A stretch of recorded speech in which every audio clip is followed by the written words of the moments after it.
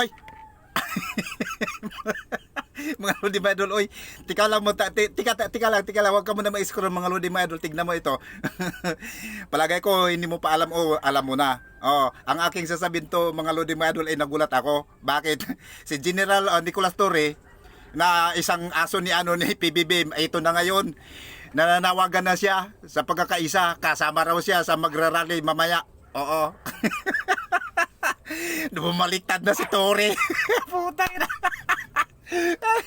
Oy mga Lodi mga idol, subaybayan po natin at pakiclick naman diyan sa kung pakipalo naman at saka paki-like at saka paki-comment, paki-share na rin para mas marami pa makapanood mga Lodi mga idol. So ito na si Torre.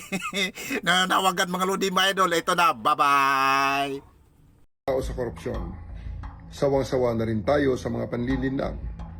Bukas sa mga rally, ipakita natin ang lakas ng taong bayan at gawin natin itong maingat, responsable at mapayapa.